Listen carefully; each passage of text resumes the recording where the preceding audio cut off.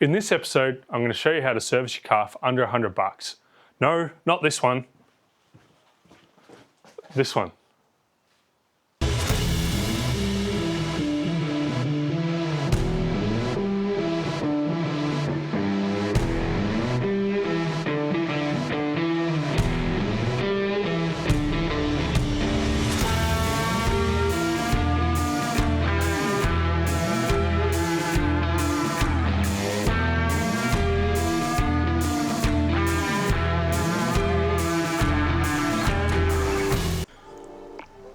This is my wife's daily driver, or was until very recently. It is a 2006 Hyundai Getz we bought about 4 years or so ago and has served us well so far. But now it is too small for our growing family, so it has been relegated to being the spare car as we just can't bear to part with it. In this episode, we are doing something a little different. I'm going to run through how I would service a car like this to keep it running for longer and cheaper. You might not have done a service before, so this video might be used as a how-to. This is only a minor service, something you would do between a major service instead of taking your car to a mechanic, and thus saving yourself a few $100s if you set yourself up with the right tools and equipment. You also get the satisfaction of doing it yourself, and it can help you diagnose any future problems you may have. Plus, you may be able to diagnose a breakdown if it happens and have the ability to do a roadside repair instead of paying for a tow truck. Let's get into it. So what we'll need for this job is obviously we've got oil filter, air filter. I've also got some degreaser, some windscreen washing fluid, which that's not essential, but this car needs it. The other things you'll need is you'll need a jack, you'll need some jack stands, obviously some spanners and some sockets. It's all pretty straightforward really. To do this sort of service, you'll only need one socket just to take the oil drain plug out, just as it's such a basic service, but we'll get into that in a minute. One thing I do want to mention, this is only a basic service, so we're just changing oil and oil filter. We did it about 5,000 Ks ago, so we're just changing the interval on this car to be 5,000 K services rather than 10,000. It's done just about 270,000 Ks. It is only a little tiny motor, so you should be sort of increasing the service intervals on something like this. We plan to keep it for a little while and run it till it dies basically. So yeah, we'll just increase the service interval. The other thing is I've gone up a grade in oil. So we used to put in 540 as is the specs for these, or 530 or whatever it is. But we've just changed up to a thicker oil. It is using oil, but I've looked up in the repair manual. The specs are if it uses less than 1 litre every 1,500 Ks, it's all normal, which it's using way less than that. Seems like a lot of oil to go missing to me, but that's what Hyundai said in 2006 when they released this car. And it's been a good car so far, so we'll keep it running. The other thing it does need is it's got no coolant in the cooling system, which we won't cover this episode, but I have got coolant sitting there waiting to go in. I will order a thermostat and whatever else. So while we're doing this service, I'll just figure out what it actually does need.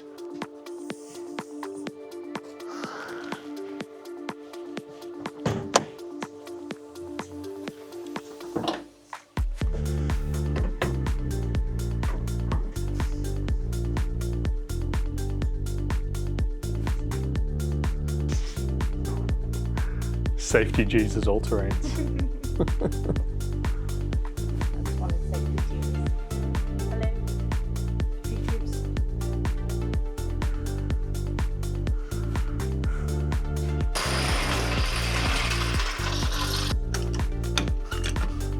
First step, jack up your car. Make sure to use rated jack stands. Plus, it's a good idea to leave the jack under the car to share the load.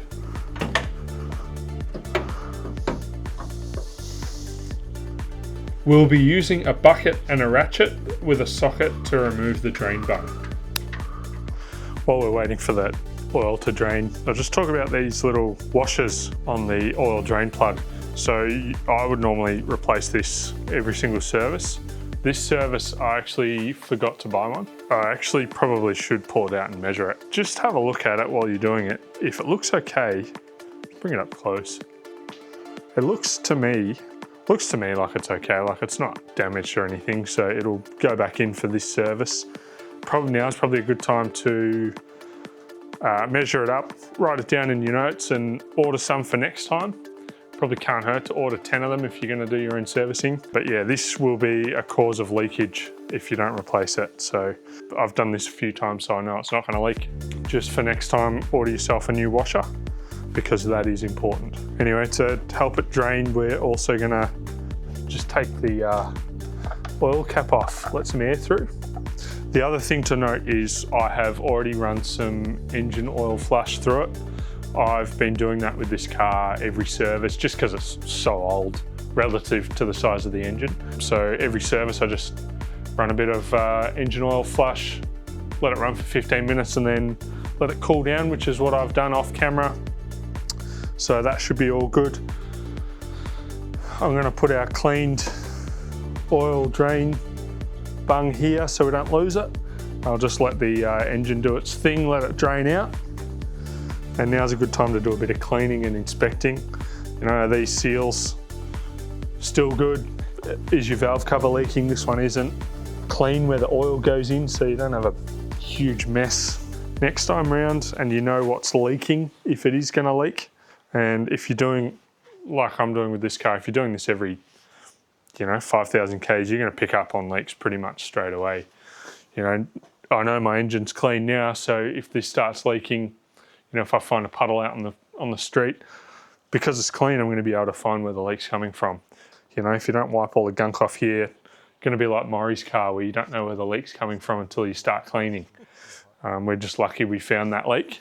So good idea to just make sure when you do your services, just to run your rag over everything and make sure there's no gunk where there's going to be seals. So good little tip, but anyway, that's all good. I'm just going to leave it there beside just while it drains out. Next thing I'm going to do is I'm going to pull the oil filter out and have a look at it. So we'll pull that out. Don't do these up too tight when you put them back in. Make it easy on yourself next time you pull it out. So there's our filter. I did that last time. I just nipped it up so that the seal was squashed down a little bit so it didn't leak. That's all it needs. It just needs to not leak. I actually didn't put a date on this, which I normally would do. So this time we're going to follow in Mori's footsteps and find a famous singer and put their birthday on the new filter. Frank Zappa. If you're watching this, Mori, this is for you. Also, now is a good time to just check that you do have the right filter. So these will have a part number on them. I know this works because it's the old one that came off the engine. There was no leaks. So our part number is a Ryco Z79A. I've just ordered this one from a retailer on their website. I assumed that they got the right part number and they have. So we've got a Z79A that I'm replacing it with. I generally don't use cheap filters for oil. I mean, I've used cheap oil for this car, so maybe we'll next time put a cheap filter in and see what happens. But usually I'll get some Ryco stuff, especially when I'm servicing stuff like the 80 series or the 200. I'll put some good filters in. In fact, this time I got good filters because that was all I could get. So we'll get onto it. While we're waiting for that old oil to drip out, I'm just going to fit this new filter. Oh, we need to put the date on it. Today's birthdays in music. Johann Sebastian Bach. Let's do someone more modern. Oh, no way. It's the birthday of Angus Young, so that's what we're going to do.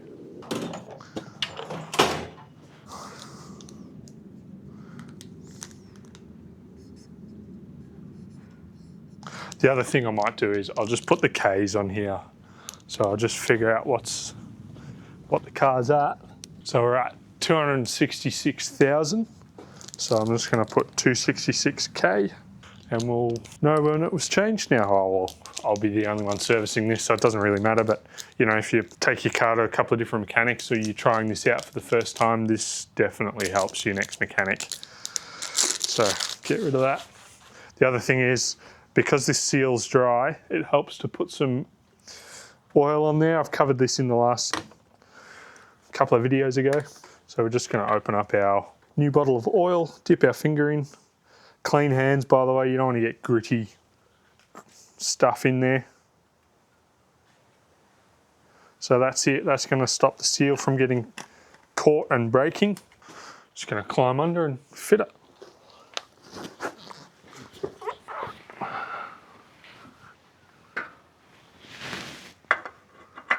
Just remember, not too tight, just snug enough to hold it in place, and that's it. Then while I'm down here, I'm just going to put the oil bung on. It is dripping a little bit, but it's going to be good enough. And they're the only tools we're going to use for this service. The rest is going to be just a bit of checking. Obviously filling the oil, we're going to check the coolant and replace the filter, but pretty much all we've used is a jack stands, a ratchet, and a 17mm socket. That's it. Nice and simple. The other thing is it pays to look at how much oil came out. So this bucket's not very accurate, but we're getting very close to 4 litres. This has a 3.3 litre capacity. This bucket's not very accurate, so I'm going to call that probably 3.5, including the oil flusher put in there. So that's pretty good. All we're going to do is we're going to drop it down on the ground so it's level, and then I'm going to fill it, and we'll just use the dipstick to make sure we're full. I'll show you that in a minute. All right, so some of you watching this might be doing this job for the first time or looking at doing this job. How am I going to know what oil to put in my car? This one we bought secondhand 3 years ago. It's done a lot of Ks, but we were lucky enough that it came with the factory manual. So if you do have one of these, there'll be a spot in there that tells you what oils to use. So I know this one's right at the back somewhere. It's got all your vehicle specifications, and it'll have what's called a lubrication chart. So I'll put a screenshot or something up. This gives you a table of oils to use. So it goes from 5W20 all the way up to 20W50. 20W50 is quite thick. You probably wouldn't really use it on a car like this. Standard for this would be 530. So we've got 530 on the table. We've also got 1030 and 1540. The other thing is there's also other specifications like the API spec. So that's a standard. There's a whole thing in that. I won't go into it, but this asks for API SJ, which is a really old standard. This new oil I've got is API SN, which is just the newer version.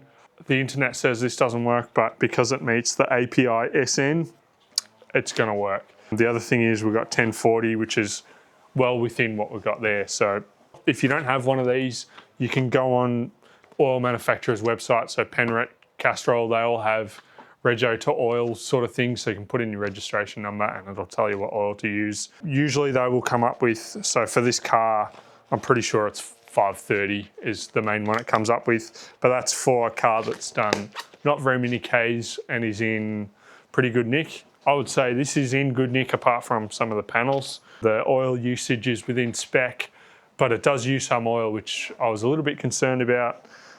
So I've gone up to a 1040, which is a slightly thicker oil. So the higher that first number, the thicker it's going to be in general, to put it in short. So yeah, we're going to put a slightly thicker oil in this and hopefully it lasts longer. But the other thing is we're just changing the service intervals to 5,000. So I'm just using cheap oil rather than spending, you know, $60, $70 on a 5 litre bottle of oil, which I would have normally used. This particular one cost me $20 on sale, and I'll be looking for that from now on for this car, just because it doesn't matter. It was a $3,000 car 3 years ago. It's done its job. It's still going, so we're just gonna keep it going. It doesn't need big dollars spent on it like you would on the 80 or the 200 series. I mean, the 80's pretty cheap and nasty anyway, so I don't know about that either. But yeah, those sort of cars I use quite high quality oil. This thing, because it gets a lot of abuse and we're servicing it every 5,000 Ks now, it really doesn't matter. As long as it meets the standards, which this does, it's going to be all good. The other thing I want to mention is it will probably pay to find a service booklet for your car to tell you what to do on major and minor services. I know my Cruiser's got one. The 80 series doesn't have a booklet, but we don't really need to follow anything anyway. But sometimes these will tell you what it needs to be done. So Here we go. Here's a bit of a table. There's a bit of a table on here that tells you what you need to replace or check. The service interval on this is actually every 15,000 Ks from factory, which is interesting. Let's not get into that. I don't believe in that. So we've got replace, inspect and perform. So obviously you want to perform a visual check of the car. This one asks for a scan tool test. There's lots of electrical gremlins with this car. I don't have a scan tool that works with it, so I'm not going to bother. I know it starts and runs, and that's all I care about. This one has lube door, boot, bonnet hinges and latches. So if you've got a spray can of oil, you can go through and do all that. I might show you some of that later on. Check operation of instrument, warning lights, gauges and illumination. Our instrument cluster has a uncanny knack of not working when you need it to. Probably a grounding issue. I need to pull the dash apart.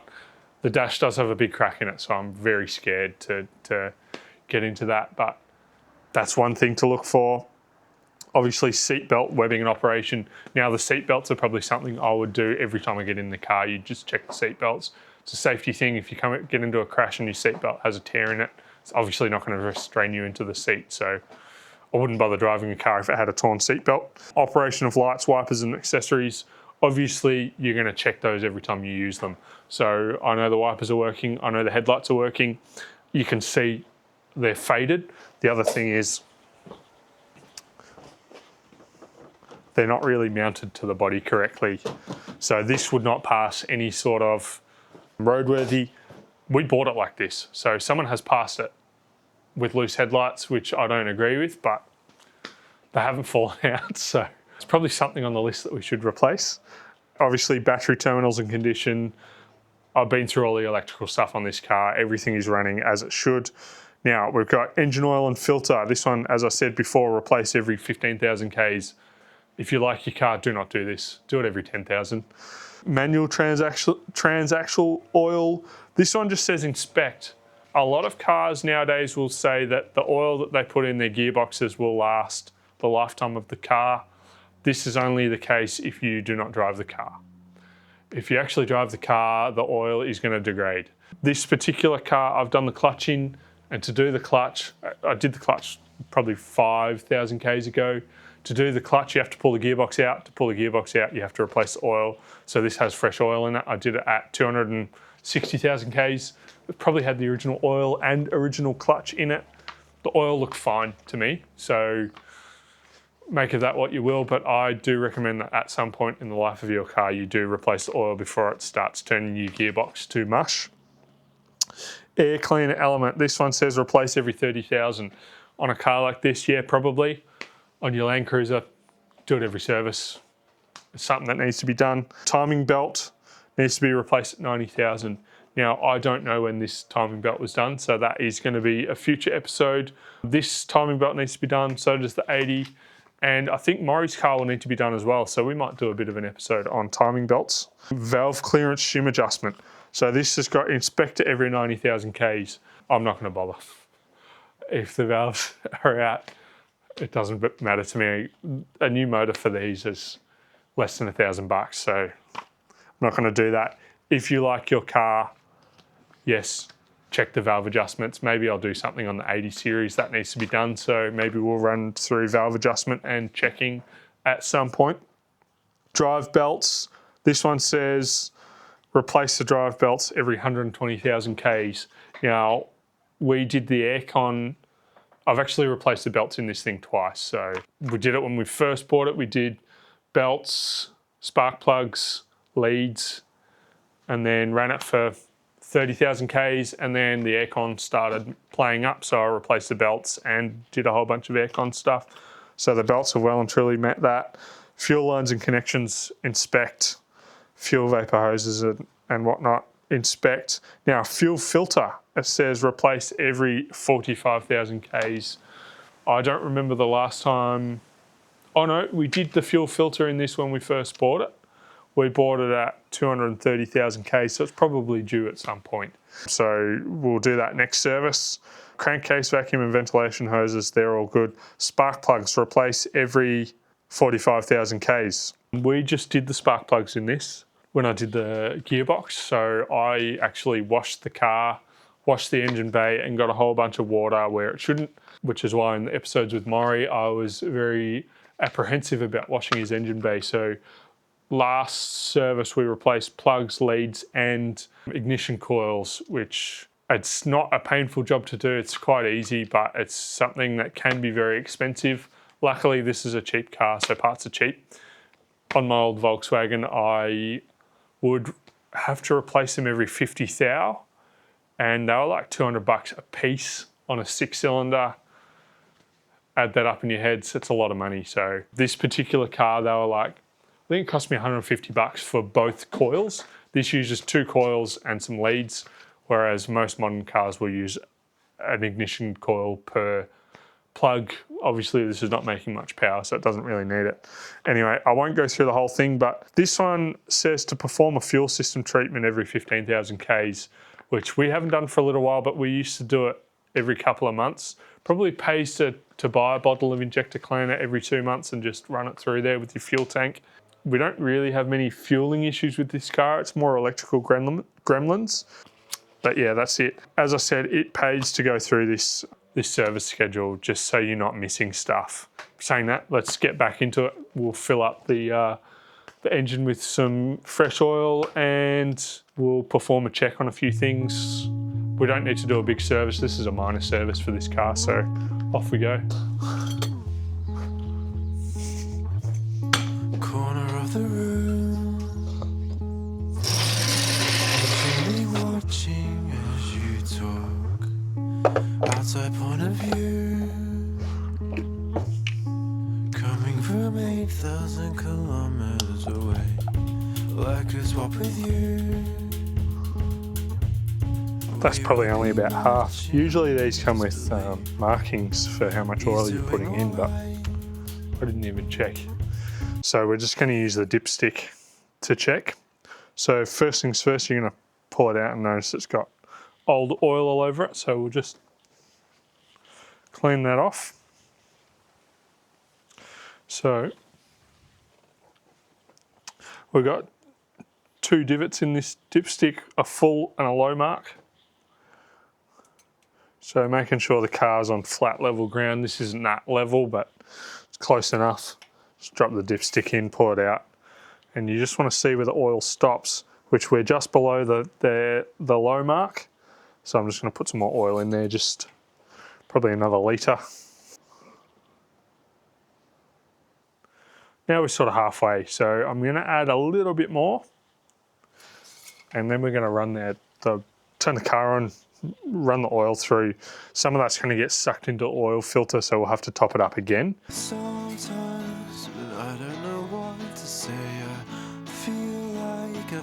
Alright, so now we're at the full line. Gonna call that a day for now. We'll turn it on soon and add some more in there when it's time. Next thing, we're just gonna replace that air filter. This hasn't been done for a while, so it'd be interesting to see what it looks like. I lied before when I said that socket was going to be our only tool. We do need a screwdriver just to undo that fitting just here to pull the air filter out. Obviously this only applies if you've got a 06 model Hyundai Getz with a 1.6 litre engine in it. If you've got anything else, obviously use your brain and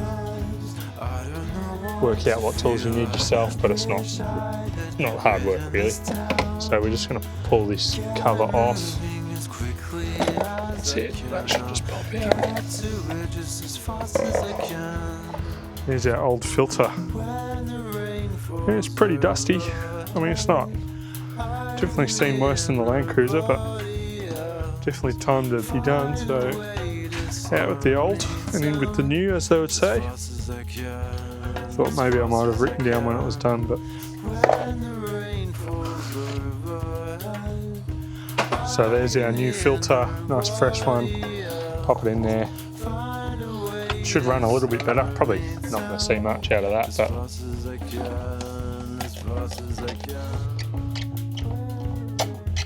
all right, that's it. That's your air filter done.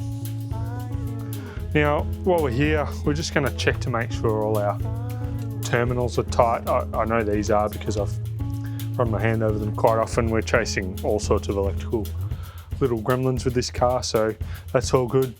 Our service indicator on the battery is green, which means it's good. I'm not surprised because this battery isn't that old. I think we've replaced it less than 6 months ago. The other thing to check is, have you got water or coolant in there? This is full. This is actually past the full line. I know there's coolant in there.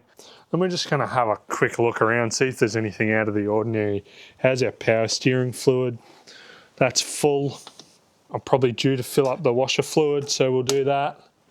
The brake fluid is full. I know that is because I topped that up at the last service, and you can visually see not a whole lot to go wrong on these cars, really. I'm just going to turn this on now, and we'll let that oil sort of flow through the engine.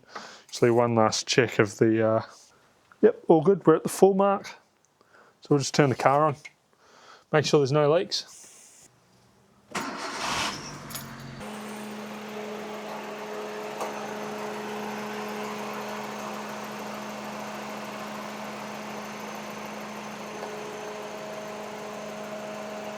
The next thing we're going to do is put a service sticker on there. This is going to be helpful, especially a car like this, where I myself, I don't daily drive, so I don't actually know what's going on with it. Most of these bottles will come with a service sticker. So this one, you just put your next service due at how many kilometers or at time of year. So we're at 266 now, so we're going to call it 271. So I'm going to go in, peel the old sticker off, put the new one on, and then we'll check the oil now that it's been running for 10 minutes. So I'll go do that.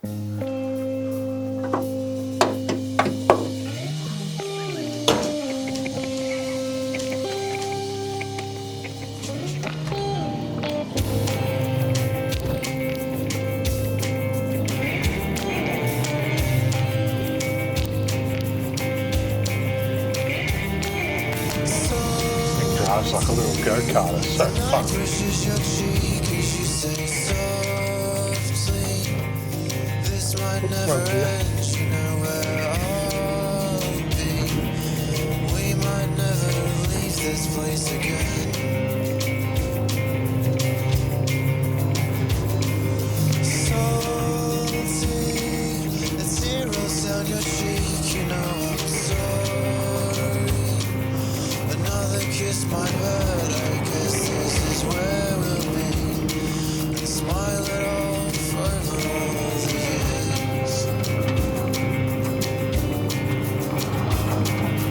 Alright, so now that we're out test driving the car, we're just going to drive it around normally, just how we normally would, just to allow the oil to distribute itself through the engine,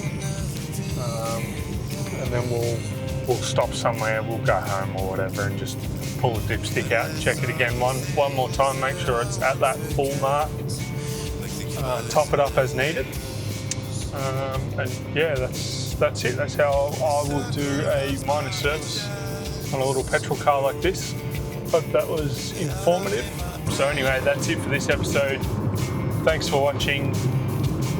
See you next time.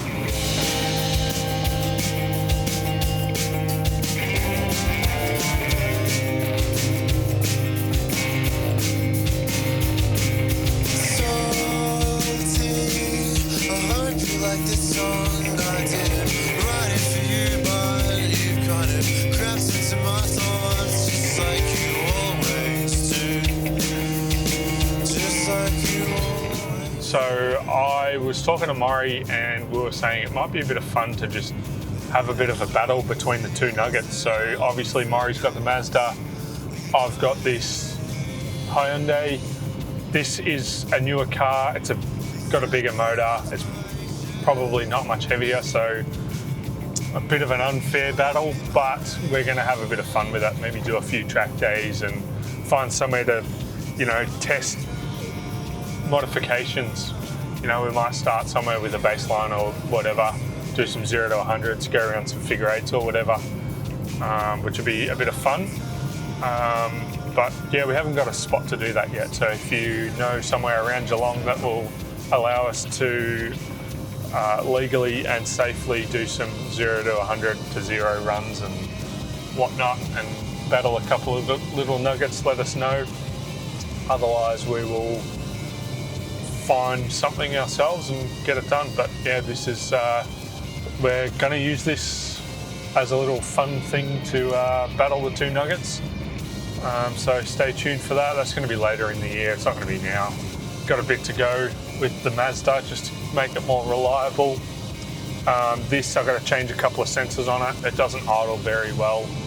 It loves to run, which is good for going around a track, but it's obviously something that we'll need to, you know, get running a little bit nicer. You just don't want it to pop a rod out or whatever while you're on the track and leave oil everywhere. So that's something we'll look into. But you know, in terms of this car, it doesn't really owe us any money anymore, so we can happily throw it around the track a little bit. But this is definitely something I'd recommend as a little runabout, and for someone who would like to have their first go at driving around a track. It's actually super fun. Manual, 5-speed, put some sticky tyres on it and just punt it around the track and you'll have a blast.